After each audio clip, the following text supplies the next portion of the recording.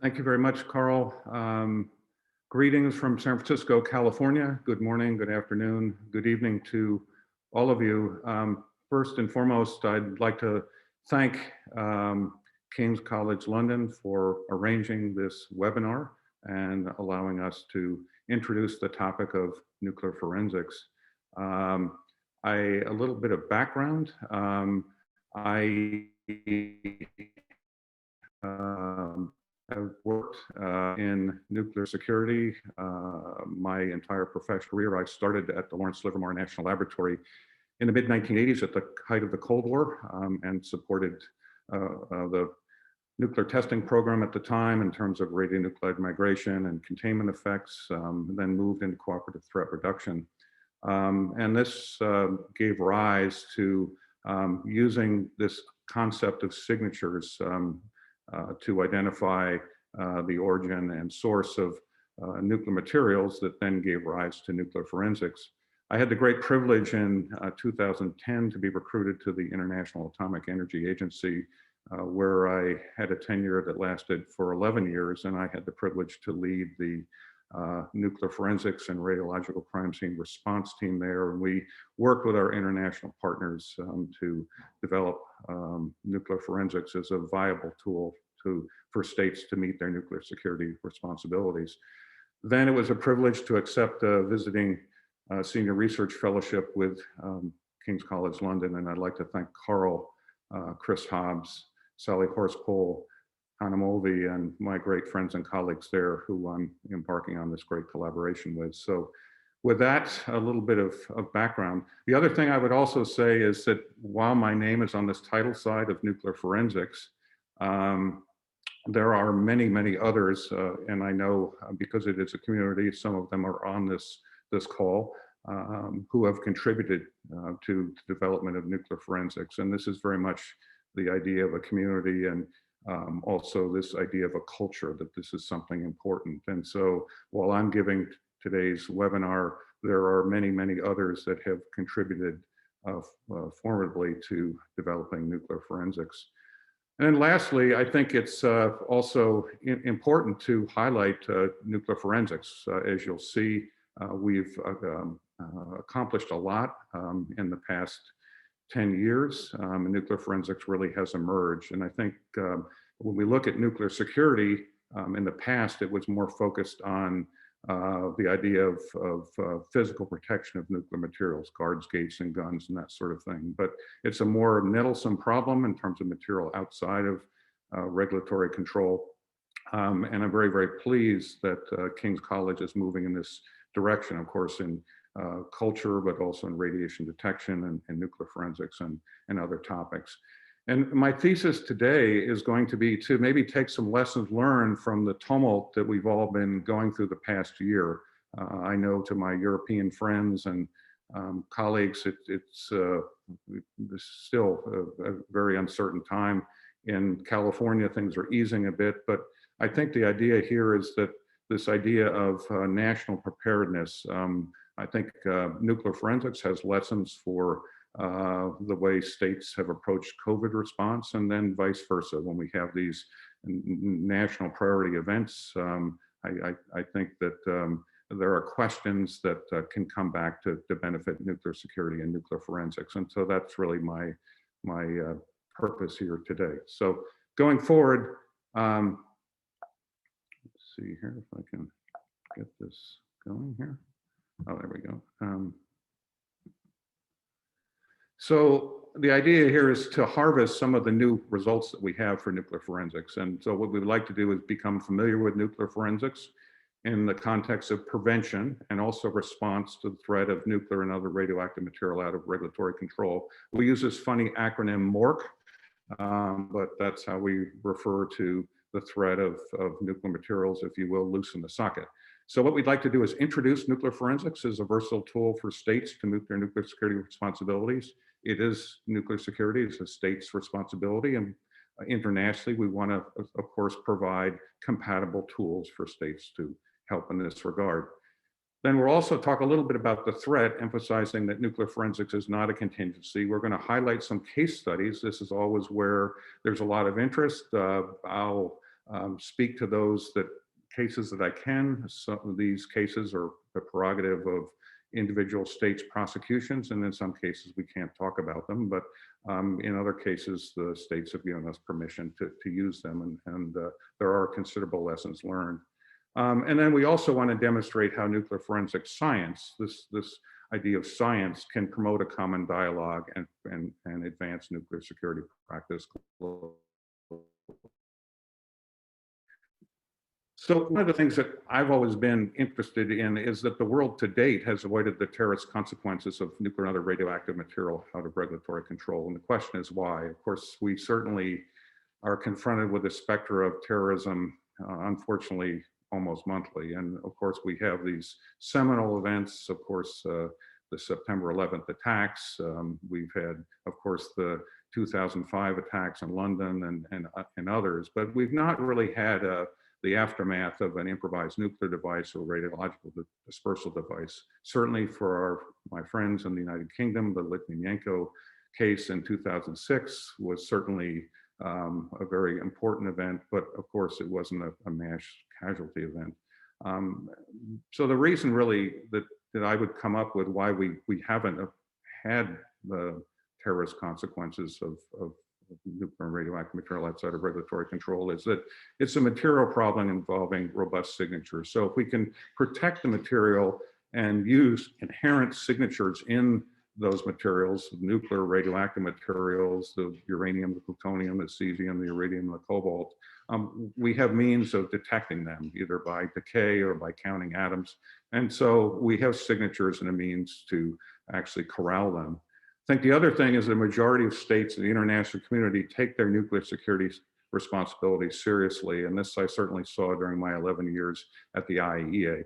Around the world right now, of course, there's states sort of focusing inwardly on their national priorities, but I think everyone realizes that they don't want to be complacent. They need to remain vigilant in terms of taking their nuclear security responsibilities seriously, and they are coming together using this common technical language to develop nuclear forensics.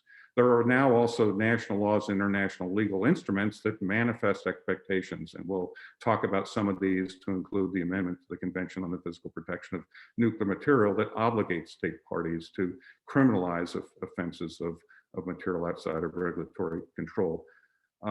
As a community, we're encouraging states to identify tools, experts, and develop confidence to implement their nuclear security responsibility. And this idea of a community, and again, with the work ongoing at King's College, is very, very important. And I would say as I just look at where I am in the United States, our counterparts sometimes in the world have different priorities, but as I said, everyone has come in good faith, despite all these differences, to share their national expertise and their science to develop nuclear forensics. And so we're really only as good as we are next week, next month, and so we can never really let down our guard. And so we'll talk a little bit more about that. One of the things I'd like to note, though, is that the experience of COVID teaches us the importance of a national response plan. So one of the things I would say as a United States citizen is over the past year, while now in the United States we're ramping up vaccinations, for the initiation of response, there were some ambiguities. So the idea was that people didn't take the threat seriously. There wasn't adequate, if you will, detection or testing. It was very difficult for citizens to get tested initially. And then the infrastructure, there was a lot of confusion between the federal government, the state government, and local municipalities about who was doing what. And I think that just underscored something that we've really tried to highlight in nuclear security, that if you're going to address these issues, you really need to have a cohesive national response plan that integrates first responders, regulators, transport officials, ministries of foreign affairs, the judicial community, health and environment, law enforcement, and others, everyone really coming together.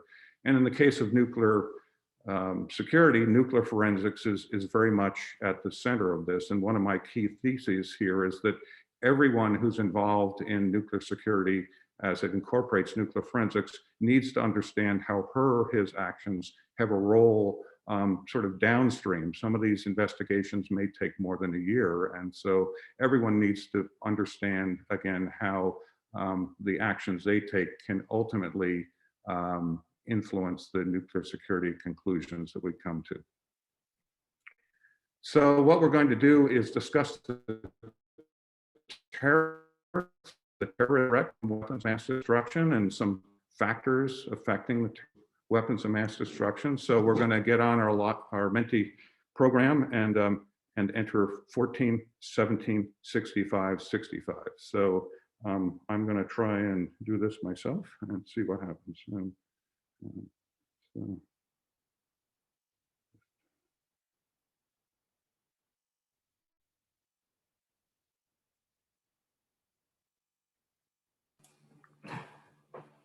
Thanks, David.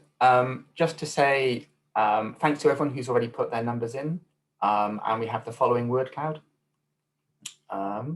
So yeah, please let's take a minute or so to do this. We can see some entries refreshing there. That's interesting. David, over to you. Yeah, no, thank you. So let's see here. So yeah, I think that of course these actually, but I'm yeah. So I think there's no right or wrong answer here. So certainly I see one of the main things what we want to do is control access to nuclear radioactive materials, and that goes back to this idea of physical protection. However, we also want to be able to trace these materials if they leave regulatory control and address the ensuing nuclear security vulnerabilities. So I think all of these things are important. I see one thing that's very interesting. I won't have a lot of time to get into this, but I saw IAEA safeguards. Nuclear security is a little bit different than IAEA safeguards in the sense that nuclear security is a responsibility of states. IAEA safeguards are the responsibility of the IAEA to verify the states' declarations regarding nuclear and nuclear materials. And so a little bit of difference there. So the definitions are important, and we'll get into that. But anyway, I think we'll need to sort of move on. Carl, can I get back to the screen part of this? Okay, perfect. Okay, what I need to do is get this done. Okay. Okay, so I think we're consequence versus the probability of an attack. Again, we may have to protect our plutonium, which is fissionable and can cause much more consequence than maybe some fissionable radioactive sources. But the probability of that attack is lower, so that needs to be factored in. We talked about access. We talked about states versus non-state perpetrators. Increasingly, we're focused on domestic terrorism, and this is sort of a new angle for us. Of course, we're grappling with this here in the United States, and we've seen this in Oklahoma City, unfortunately, recently in Washington, D.C. and others. And then information sharing. Well, how do we share? What do we share? How do we protect it? These sorts of things. So these are all important aspects. But thank you for your ideas. One thing I'd like to do, and I'll sort of have to accelerate a bit so we get back on schedule here. This is just an example of the challenge of addressing nuclear and other radioactive materials that have escaped authorized control. And what I've plotted on this map in red pins is from 1992 to 2011 maps of the location of reported seizures of highly enriched uranium and plutonium in Europe, Asia, and Africa. And then in blue, I've plotted those states with reactors using HEU fuel. This is very, very simplistic. Our colleagues listening in from the IAEA and AWE, I ask for your indulgence here. But the idea is, if we have these red dots, how do they connect one to the other? And can we connect the red dots with sort of provenance, with the origin and history of where these materials might have come from? And then also, using that information, can we make sure that we don't have any further incidents? And so this is sort of what happened after the break former Soviet Union. There were intercepts of these materials, as you can see, in Western Russia, in Eastern Europe, and Western Europe. And this gave rise to the impetus for nuclear forensics. And as I said, a very, very simplistic model. I ask for the experts' indulgence here, but just to give you a flavor of what's going on. I borrowed this from courtesy of the IAEA and my prior tenure there. The idea here is that nuclear security is very, very real. This is data confirmed by member states to the IAEA's incident trafficking database, which collects confirmed incidents. This isn't media reports or what your office mate told you. This is actually, these are confirmed incidents from 1992 to 2019, and this isn't a comprehensive, but it gives you the idea of some 3,558 incidents, about 150 incidents a year. I think that the important part of this graphic, though, is the pie diagrams at the bottom. Only about 15% of these involve nuclear materials, uranium and plutonium. 58% involved fission and activation products, the cobalt 60s, the strontium 90s, the iridium 192s, et cetera. And then it turns out that 27% involved something called RCM, and this is radiologically contaminated materials. And so the best place to intercept radioactive materials is open a scrapyard, and rebar and patio furniture and other recycling streams. There inevitably is radioactive material that gets incorporated because, of course, these materials are used in industrial settings. So again, just to be clear on that, and then the pie diagram to the right, and this is where people sometimes get tripped up. Only 27% of these 3,558 incidents involved in malicious acts of organized networks of sellers and buyers working together to, if you will, smuggle materials. 65% involved breakdowns in the civil regulatory regime, improperly used, stored, transported, or disposed materials. And so it does provide a very, very good insight into where nuclear security is working and where it is not working as well. But to let you know that, again, about 150 incidents a year. And so this is where nuclear forensics has been successfully and increasingly applied. The idea also here is this idea of material under regulatory control on the bottom and material out of regulatory control. We saw from the word cloud in my earlier remarks that we focused largely initially on the left side of the screen, guards, gates, and guns, making sure material was under regulatory control. And increasingly, we've been focused on material that potentially escapes, and we have to either use measures to make sure that we take adequate precautions, or that we have detection measures, or we have response measures. And so I think the point here for detection is, of course, we have handheld detectors, we have plastics, polystyrene, portal monitors and ports, and nodal transport points, these radiation alerts, and then we also have information that also can be provided. This is just a picture of my office telephone in Vienna. As these reports come to us, we can, the more information we get working on the detection side, we can then develop the appropriate plan to try and respond appropriately. What is the material? What threat does it pose? And then the response measures, this is where we include radiological crime scene management and nuclear forensics. So we're expanding nuclear security technically beyond material under regulatory control to material out of regulatory control. So this is where there's also a lot of interest. I, unfortunately, given the time frame, have to go fairly quickly here, but these are nuclear materials seized in trafficking. And so you can see a variety of these materials, highly enriched uranium, which I'll speak to a little bit more, seized in Bulgaria in 1999, enriched to about 72% uranium-235 in a glass ampule. To the right, some highly enriched uranium seized in Georgia in 2006 and 2010. The conveyance of choice of nuclear smugglers is you go down to Boots and you buy a plastic bag. So this is actually the state smuggling. One interesting uranium oxide in the bottom here, turns out that a member state was tipped off that black marketeers were selling what was purported to be nuclear material to buyers, and so they intercepted a number of these cases based on sting operations, and turned out that all this material was ground up charcoal. And in this one particular incident, this material was intercepted after many of these ground charcoal cases.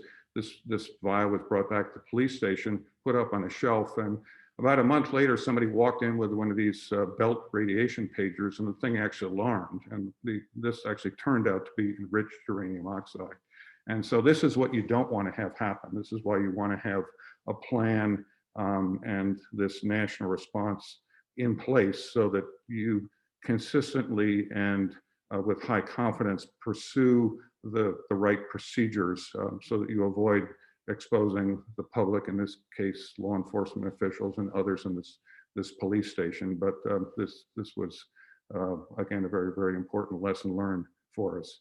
Also, radioactive sources. This is a little bit different than safeguards in the IAEA that's only focused on nuclear materials. We focus on nuclear security and radioactive materials. Not a lot of time to go through this. The bottom right, radiography cameras.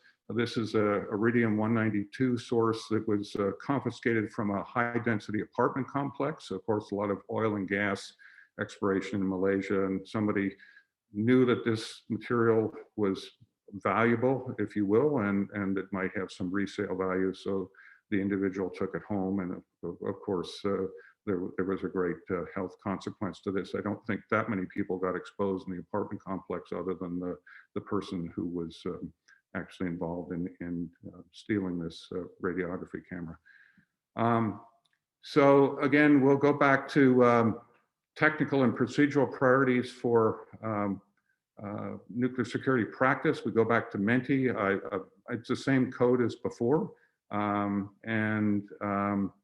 actually have a prompt here of some other things that we can look for. So again, there's no right or wrong answer, but just if you have some thoughts, this would help us.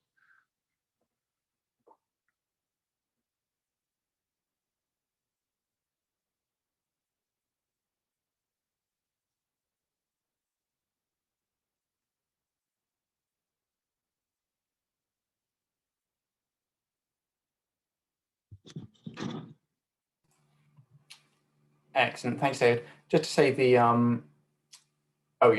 the update cycle is periodic, so excellent. The first ones have started coming through. That's great. Thank you.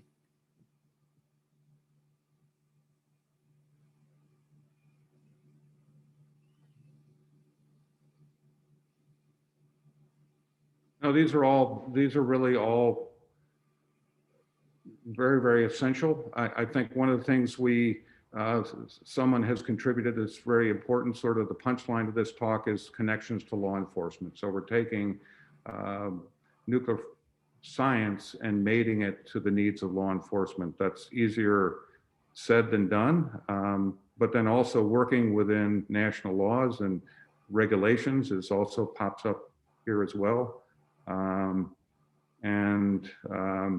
Capacity building, I see that as well. We'll be talking about that, how states can plumb indigenous capabilities, expertise, and infrastructure that they already have. And so very, very good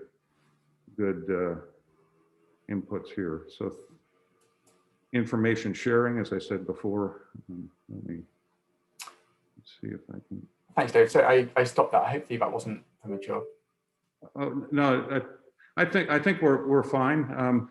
I thank everybody for contributing. Of course, as we've discussed, Carl, we want to have a dialogue. We want to solicit ideas, and these are all good. I won't go through all of these things, but they're all part of the broader spectrum of nuclear security, and we'll address a little bit in detail some of these in a later chart here. So, but all these are important. I think the point of this is that nuclear forensics does not operate alone, that it's only as good as what comes before and what after. Perfect. Okay, so I'm, again, apologize about that. So yeah, I went to this definition of nuclear forensics. This is the IAEA definition, and the point here is that nuclear forensics includes nuclear radioactive material, as we said, but the real balance is this idea of the examination of these materials or of evidence contaminated with radionuclides. So this could be fingerprints or DNA or digital evidence or other things, but we have to do this so it meets the standard for admissibility in a court of law, that we can successfully effect a prosecution. And so this has really been the evolution and the great success of nuclear forensics to involve the law enforcement partner and the judiciary and prosecutors. And now prosecutors are saying, oh, I understand these high confidence feeds of evidence and how it can actually be used to successfully meet our national laws as it relates to the authorized and approved use, storage, or transport of nuclear radioactive material. And so what nuclear forensics really allows us to do is tells us a story, links people, places, material, and events. We'll talk a little bit more about that. Supports criminalization, as I mentioned. And then also we can utilize information on the origin and history to identify and correct vulnerabilities in nuclear security regime. So whether it's at border or other ports of entry or potential insider involvement. I think the point here on the right, the photographs, is that you sort of have to be prepared. So we're dealing in some cases with if you will, milligrams of material. In other cases, you might be dealing with kilograms of material of a range of different radioactive profiles, all the way from actinides to highly emitting, gamma emitting fission products. So we have to be prepared ahead of time, have the health physics in place, the means to make the analysis, but then also do it in a rigorous, planned, and acceptable way, such that if we are putting someone in jail, or we're going to impugn our neighbor for not using appropriate security practice, that we have confidence in our results and in our findings. So this is the spectrum that I was talking about before, where nuclear forensics does not operate alone. It's nuclear forensics is sort of in the middle of the red part here, where it says analyze evidence. It supports both prevention of and response to a nuclear security event. So the idea would be, the prevention part would be if the malicious actors know that material can be traced and that potentially they or their motives can be discovered, they be dissuaded. The other thing is that if there are holes in the fences or inadequate security practice, we can identify where those locations are and improve them. And then we talk a lot about the response to nuclear security event in terms of criminalistics, and then also in terms of this idea of improving the nuclear security regime, understanding the origin and history, and developing sort of a profile of where the vulnerabilities actually lie. And the idea is that you can have the best lab in the world. At the lab I worked at, we have something called an accelerator mass spectrometer. It can measure 1 part in 10 to the 23rd. So that, that's a huge abundant sensitivity. But my case always is, if you use contaminated sample vials to collect your sample, it doesn't matter. Your results are still going to be compromised. So having these plans, having this experience, having this community all lashed up is important. And then the other thing that we always say is, do not build a nuclear forensic capability if it can't be sustained. It doesn't necessarily have to be expensive or complicated, but the idea is if you say to your queen, your king, your prime minister, whoever, you have a nuclear forensic capability, it needs to be ready to go tomorrow, but also, as I said earlier, next month or next year. And so having exercises, having involvement with the international community, it's very, very important to make sure that it's sustained and ready to go when you need it to be. So we come out of the detection area. So of course, we're detecting materials outside of regulatory control. And if we do detect it, then what do? Well, we actually can categorize it and then as need be characterize it. Categorization is actually what is the material, what is the health effects, what dose, and then what would be the viable plan to address the ensuing nuclear security investigation. Do we just remove this from public access and secure it, or do we develop a forensics analytical plan? And if that's the case, what lab does it can it go to? And also, if we need to develop more of a profile of the origin and history by really utilizing the isotopes, the chemical elements, the physical characteristics, we can send it. This is a picture of the Joint Research Center's laboratory in Karlsruhe, Germany, which is one of the leading labs as well. Of course, the United Kingdom has also made great strides in this regard as well. But the idea would be we would always categorize ahead of time and then characterize to provide the details. And again, we have to be ready to cover this whole spectrum of nuclear and radioactive materials and their ensuing radiation profiles. And so these are questions that nuclear forensics can assist in answering. Of course, what are the material? Was a law broken? If we have a law in the books, we can't have radioactive material outside of regulatory control. We can determine if a law was broken. Where was the material diverted? What route did the material take after it was diverted? Who's responsible? Is this our material? And is there more material? So this gives us it takes a temperature of the regulatory regime. Is it working? Of course, many of these terrorist attacks, we see these, in 9/11, of course, or in other events happening in multiple cases over the course of one day or more. So nuclear forensics can play into that. One of the things I would say on the right here, very interesting brief case, but a long time ago, we were given a sample of some uranium ore concentrate. You can see the sort of orange clump sample on the top here, and we were given a bunch of vials of known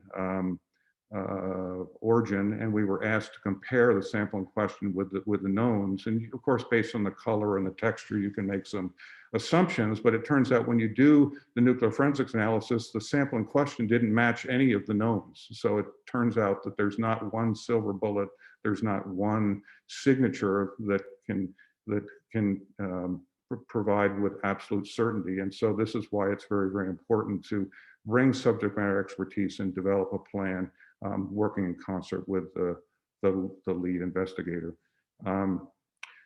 Nuclear forensic signatures, of course, we can see these photographs and it being enriched to 70% uranium, then being reduced, enriched in the uranium cascade, oxidized, made into fuel pellets, burned, and potentially reprocessed. And the idea is resolving these geologic and anthropogenic industrial processing signatures. And each step along the way, what we're trying to do scientifically is understand the incorporation and persistence of these signatures. And that's what gives us the leverage. That's what these data characteristics or signatures actually are that we're measuring in nuclear forensics. And so this is a very, very interesting part of the science. The other thing that is very important for us as we go back to our definition of evidence contaminated with radionuclides is, okay, we have a screwdriver confiscated from a radiological crime scene. It's got some cesium-137 on it, but also might have what else? Some fingerprints or some other identifying characteristics. So what we want to do is exploit the traditional forensics exhibits that we all know from forensic science and the increasing interest in this over the years. But we have to do it on samples that may be contaminated with radionuclides, and we can either decontaminate the sample or take it to specialized laboratories. But the point here is that we can't just take contaminated samples, obviously, to a criminalistics lab, that's not under the regulatory regime. So all of these different pieces have to be teased out. But this is the important part, where if you have DNA or you have hair and fibers or you have fingerprints, this is how people, individual suspects, can be linked to the material outside of regulatory control. So this is a very, very important part of this piece. This isn't Menti so much, but these are things that we should be thinking about, included in a nuclear forensics examination plan. The idea is, who's the lead investigator? What's the time frame? What should be analyzed first? How much sample actually do we have? Then we go to existing capability and expertise that can be used for nuclear radioactive material analysis. Maybe we don't have the expertise in the law enforcement community, but in the research community, in the regulatory community, in the industrial community, do they have infrastructure that can be utilized? Or do have we made investments in national capabilities that can be turned on an as needed basis? And then, are there domestic laboratories available for conducting a nuclear forensics analysis? And of course, the idea would be we have to first and foremost do everything safely and securely. And so we don't want to be improvising this. We want to have this national response plan in place, which is so important. So all these questions need to be addressed ahead of time. This just shows you a little flow diagram of the conduct of an examination. We recover evidence and then analyze the material. You can see the nuclear forensics, in the case of the Bulgarian seizure on the left, utilizing isotopic, chemical, physical analysis, and then the traditional forensics running in parallel. We bring it together, and I'll talk a little bit more about subject matter expertise and interpretation, and then nuclear forensics findings and nuclear security conclusions. And then there's another slide that talks about something called the Model Action Plan that was something developed through our partner, the Nuclear Forensics International Technical Working Group, published by the IAEA. And this is a systematic and planned approach to the conduct of the nuclear forensics examination. Each case is bespoke, each case is unique, but the idea is we really don't want to improvise. The idea is, we used to get samples in, we would analyze them and do all the science, and then the lead investigator would come up and say, gee, what was the grain size? And we'd say, well, gee, we dissolved all the sample and analyzed it for isotopics, but no one ever measured the grain size. And so you see in this diagram the importance, moving from the radiological crime scene into nuclear forensic science, these key callouts for a forensic examination plan, nuclear forensics analytical plan. This all needs to be agreed to, again, with the lead investigator. We don't want to be providing redundant information or superfluous information. This all has to flow together and then lead to findings that support the investigation that the lead authority is asking for. Nuclear forensics examination, what can we obtain from that? Of course, this is more of the profile of the material.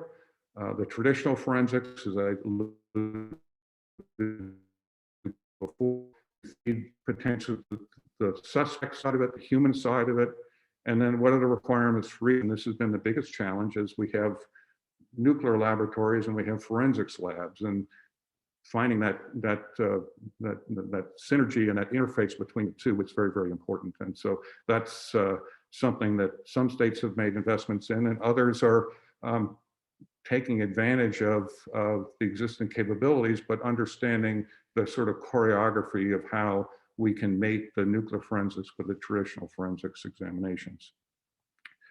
This is our HEU seizure. You see the glass ampule with the HEU in it. I guess the point here is that this material was discovered in Bulgaria inside a lead pig with some bright yellow wax. And we analyzed the wax, the lead container, some paper, the ampule material. And this told us a lot in concert with the actual material analysis of the HEU as to where this material actually originated. And so we want to exploit all of the evidence, and this is important to understand when we're commencing a nuclear forensics examination, that we have this plan and we understand the totality of evidence before us, and we exploit all the available clues before us. And so if you, and also, as I said before, there's not one single signature. So I think sometimes our policymakers, our senior government officials think that, you know, there's one analysis and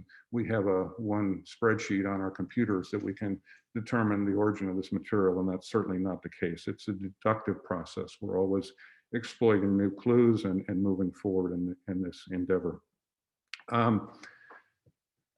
One thing that's also important, a lot of work has gone into this, and this is comparative nuclear forensics analysis utilizing a national nuclear forensics library. And it really answers the question, if we discover material out of regulatory control, first and foremost in our country, we want to ask the question, is it our material? Is it something that we're not measuring up to in terms of our nuclear security practice? And having a means for the national identification of nuclear or other radioactive materials is paramount. And we are very, very pleased at the IAEA to have published a non-serial publication on this topic for states to develop this national nuclear forensics library. The idea is that there's really three means to do this. The first is you could have a sample archive where you actually have samples that are maintained under secure conditions, and then as material is seized, you can compare it relative to the archive. And this is what we call a point-to-point model. The other thing is that you can take stock of the corporate knowledge of nuclear and radioactive production or use or storage within the state. You can have data, and then as you have a seized sample, you can analyze it and see how those results compare with this spread of data based on the sort of corporate knowledge of nuclear and radioactive materials used, produced, or stored within the state. In this case, you can see the seized sample is consistent with the blue and the red, but not consistent with the green. And then also, in the case of spent nuclear fuels, or where we don't have access to data, we can actually model what some of the outcomes might be. And so this is using nucleonic codes, the expression of the profile of uranium-236, uranium-238, and uranium-235 in fuel that's exposed to neutrons. And we have a seized sample, and we can actually see how it compares relative to different enrichments in uranium-235 enriched fuels. And so these are technologies, approaches that we can use for comparative nuclear forensics analysis using a national nuclear forensic library, and more states are doing this. The question that also gets asked is, okay, the nuclear forensics has emerged, who's actually doing nuclear forensics? And this is, I think, the best insight. This is a map of the participants in the Nuclear Forensics International Technical Working Group. In gold are countries present at the annual meetings since 2005, and the national flags are those laboratories that have participated in analytical runs, or as we call them, collaborative material exercises. And this ITWG continues to grow. It's its 25th year anniversary. And this really is where states in an informal, unaffiliated sense can develop nuclear forensic practice and share. Of course, the case studies may be kept under state control, but if we have common collaborative material exercises or other means of sharing guidelines or evidence collection or commonalities in training, this improves the state of practice globally. And so you can see we have more work to do in South America, in Africa, and South Asia, but we've made great strides in including not only developed states, but also developing states in nuclear forensics through the international community, emphasizing the work of the ITWG, the Global Initiative to Combat Nuclear Terrorism, and the IEA. Some new results abound. I want to allow time for discussion here, so we're coming to the conclusion of my prepared remarks, but there's a lot that's gone on. We, in 2014, had a first international conference on advances in nuclear forensics built on a safeguard symposium a few years earlier that introduced the topic. We had a successful technical meeting in 2019, and there'll be another IEA technical meeting in 2022. At the 4 nuclear security summits in the administration here in the United States before the last, nuclear forensics was highlighted.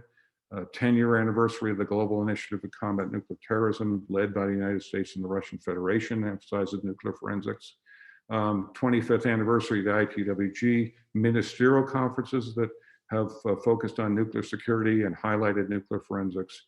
And then the entry into force of the Convention on the Physical Protection of Nuclear Material that criminalizes these acts and provides a very strong draft and hook to employ nuclear forensics. So a lot of marquee value for nuclear forensics over the past years. In discussing with Sally and Carl, we also wanted to, for those of you who are new, wanted to give you some ideas of how to start. And so just these are some of my thoughts. I think we need to understand what nuclear forensics is and is not. I've tried to draw the distinction between nuclear security and nuclear forensics and nuclear safeguards. There is international guidance available through the IEA, the ITWG, and other initiatives. You can see some on the screen. There's many, many documents, and we encourage you, all these are open websites. You can get access to them. We want to make sure that nuclear forensics is tailored, consistent with national laws and nuclear regulation, that everyone comes to the table and understands what's the right size for nuclear forensics within the state. This idea of a national response plan, as I alluded to with the challenges of COVID, is very, very important. We don't want to, I think there are lessons to be learned from COVID that can help us as we address nuclear security and nuclear forensics. The IAEA, of course, I have great affection for. I think that they're on this call as well, and they certainly through trainings and advisories and many other means can provide assistance. One thing I would say that the IAEA, unlike safeguards, does not conduct nuclear forensic examinations. So the IAEA can prepare you, but they actually will not conduct a nuclear forensics examination. The one thing, just to conclude, and we'll allow time for discussion here, is that nuclear forensics is as much about subject matter expertise than procuring and maintaining sophisticated and expensive instrumentation. It's making the best use of knowledge of the indigenous expertise and existing infrastructure, and then you can build on that. You can work cooperatively, bilaterally, regionally to share expertise as it's needed, and sort of bootstrap your way up. And so this has been a very, very successful model going forward. I'd also acknowledge King's College London, and they've been a real viable partner.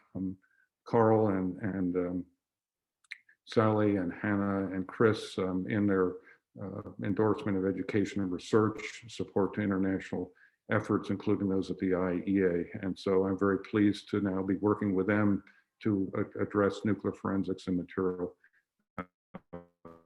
control.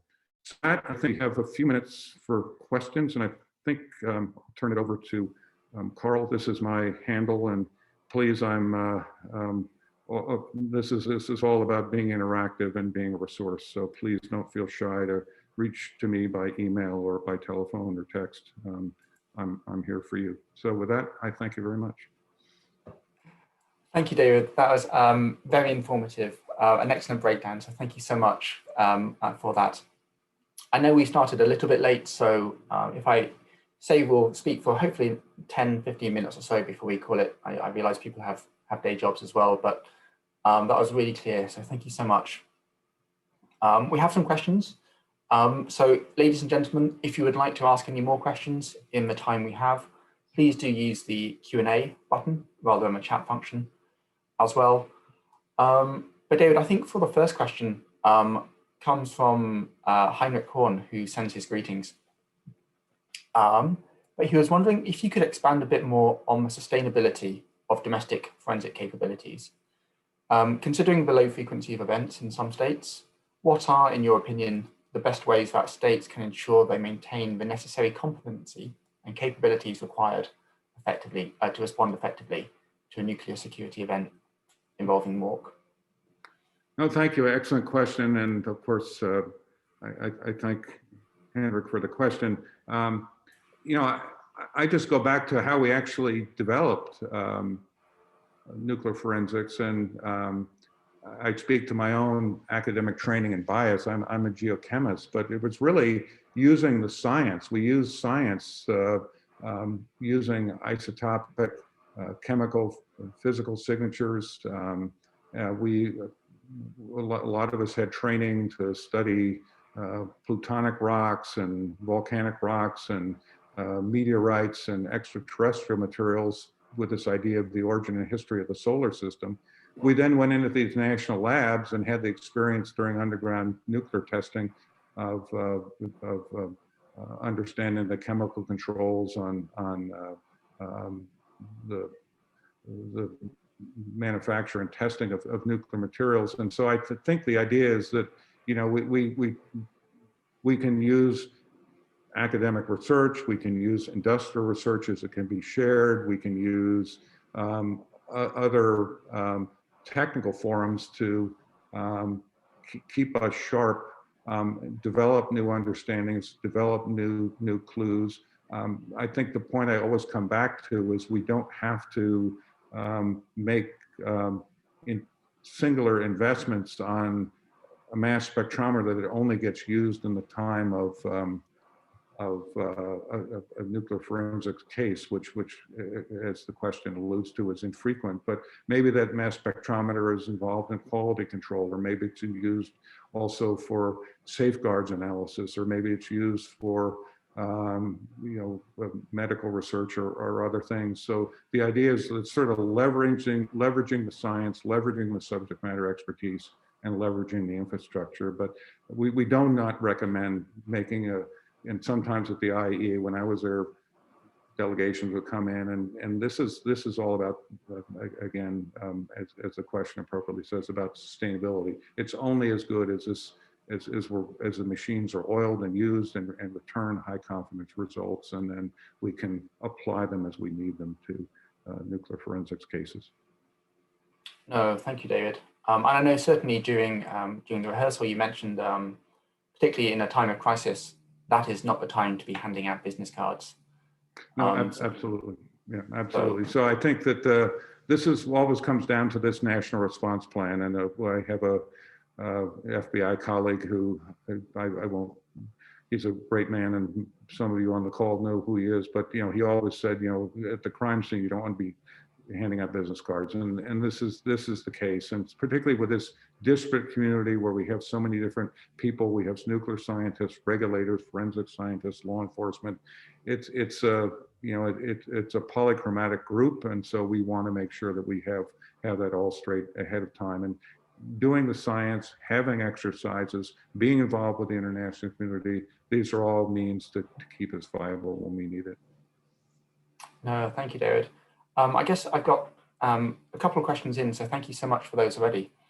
I guess related to your previous point, just on the sustainment of capability, you mentioned some methods in your presentation, but how can nuclear forensics keep up with technological advances in the nuclear fuel cycle, so generation 4 reactors or SMRs, novel fuels, etc., when there isn't yet a body of reference samples and signatures? Is there a way we can address that? I think, of course, that's an important question. I think here's just a scientific example. So, you know, for many years, and I apologize, I'm going to get a little bit into science, but we thought that the ratio of uranium-235 to uranium-238 in nature was fixed. So in uranium ores or uranium silicates or material mined, we thought it actually was fixed. And then as we got more and more precise spectrometers, it turned out that that ratio varies slightly based on provenance and origin. And so the idea was that we're able to take advantage of this new technology, this new abundance sensitivity. I won't get into all of that science, but the point is that what we thought was invariant and really wasn't a signature actually became a signature. And so this was really cool. So I don't have all the advancements about small modular reactors or Gen 4 or whatever. I think that the idea would be that also, as I said, to the idea of signatures, we need to get access to samples and understand how those geologic and anthropogenic signatures get incorporated and persist. We need to measure those. We can model some of them. But this is the exciting thing, and whoever asks the question has a great future in nuclear forensics, because this is what excites us moving forward, and excites me moving to the academic realm is pushing on these next generation questions. So, it's a challenge because we want to criminalize, we want to focus on exactly what law enforcement is asking us, but we need to be prepared for these bigger issue questions that come down the road in terms of new nuclear materials. So yes, the new technology will put us in a good spot working with the material providers, but excellent question, thank you. Thank you, David. I've got a question from Becca, who says, great presentation. Could you talk a little bit about how different legal frameworks across countries can affect your ability to carry out a nuclear forensics investigation? I know we talked a bit about collaboration, but just a little bit about how the different frameworks could impact that. Well, I think, one of the things that we, when I went into it, we all bring our own biases and our own national experiences, but of course there are different legal systems around the world, some involving juries, some involving judges and whatnot. And I think the idea was that we really, one of the things we've done over the past 10 years is talk to judges. We've had moot courts, we've had mock trials, we've had engagement with the judiciary and the legal community. Of course, national laws are all different. And so we need to really understand, as I said before, what are the admissible standards for a court of law. I think one of the things that drove us also, in at least the United States experience, was this Daubert standard, which was a case that allowed for the admissibility of evidence based on peer-reviewed science. And so the idea is, what is peer-reviewed, and can it be accepted by the judge? And of course, that's the U.S. example. But we're also I won't use member states here or other states, but in Eastern Europe, we work with prosecutors, and now, as I said at the beginning, they're getting much more comfortable, and they understand. At first they would roll their eyes back and say, "Oh my gosh, they're talking about, uranium-238, and I don't understand what this is," and they tend to ignore us. But now they realize, we can harness the effectiveness of nuclear forensics, but having this partnership between the scientists and the law enforcement is important. And understanding chains of custody, analytical plans. Do you need to know the results in terms of percentages or tenths of a percent or hundreds of a percent? These questions all need to be ironed out ahead of time. So there's not, again, obviously a concise answer, but it's this continuing engagement and dialogue. Excellent question, Becca. Thank you. Thank you, David. And I know we're coming up to time, so thank you everyone for your patience, and apologies again for the delay. But we've got, I think, just 2 or 3 questions left, David, if that's okay for you. I'm here. I'm at your service. It's a privilege to be here. Thank you, David. That's really kind. So I would say we have a question from an anonymous.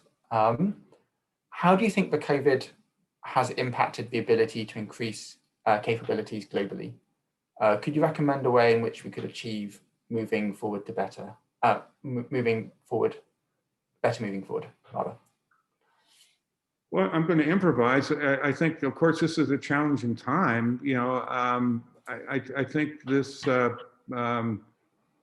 twofold for us. Again, it comes back to my thesis for my thoughts today that having a national response plan is important, and having it in place ahead of time is important. But I also think that it also puts the onus on us to sort of work through the translucence of, uh, of, of, of if you will, a distributed model where we're all working from home, where we're maybe not able to access all the information that we may have in our institutes or in our offices. And so I think ultimately this, it's the resilience of the business model, which I think is very, very important. And I think that will benefit nuclear forensics. I think it will benefit other high urgency national effect capabilities. If we are, understand how to come together in a distributed sense, like we are on this call and other ways, and share information. I know through the IEEA, through the ITWG, they, turned the switch and then they're engaging internationally. Of course, the IEEA is putting on webinars and trainings admirably. The ITWG has also done many virtual events that have been very, very popular as well. And so I think it's a challenge for us, but what's difficult makes us stronger. So again, good question. Thank you, David. I'm going to get to the penultimate question, and this is just from Abdul Majid. And I'm going to twist it slightly, but he asks, is it right to conclude that detective and preventative plans and measures are aiding nuclear forensics? And should this assure us about the need for nuclear forensics? The twist I would add there is perhaps should that assure us for the need for contingency plans and preparedness?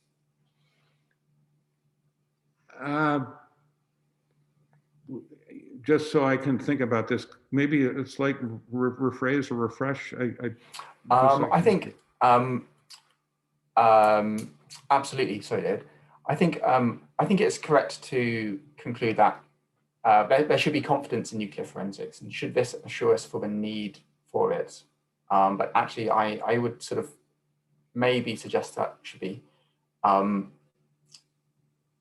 rather so about the need for national nuclear capabilities versus sharing. So we should be confident with nuclear forensics as a tool, but do we need it as individuals or as a sharing system, perhaps? Yeah. So I think that the lessons learned, the guidelines, the commonality, the model action plan, the links between law enforcement and the analytic community, that's certainly something to be shared. The point, as we always say, though, is nuclear security is a responsibility of states. And so, like in the case when I went into these individual incidents and experience, some of these are shared, a few of them are shared, many are not shared. But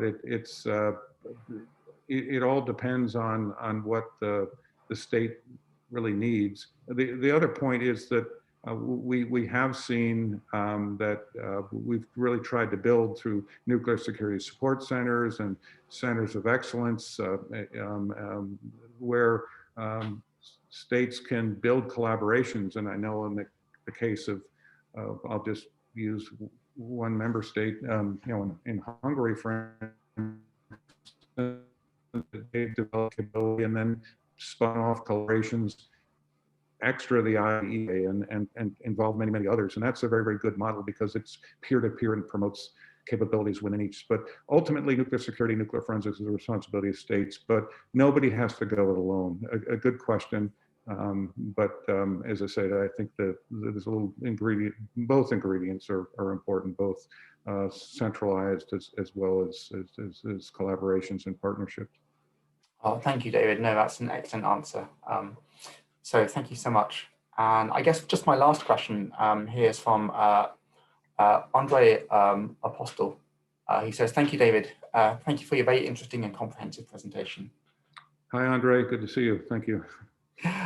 His question is, from your perspective and many years of experience in the field of nuclear security, what would be the main areas of development where advances are nowadays needed to advance approaches used to respond to criminal acts involving nuclear or radiological materials?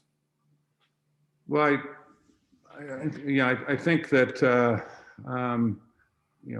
Andre represents one of our best examples. Not only is an extraordinarily gifted researcher and nuclear forensic scientist, but I think his country has really set the example for utilizing nuclear forensics. And so I think one of the things that has happened in his member state is again this strong bridge that he's built between the institute science and the needs of the prosecutor. I really see that this is really I think the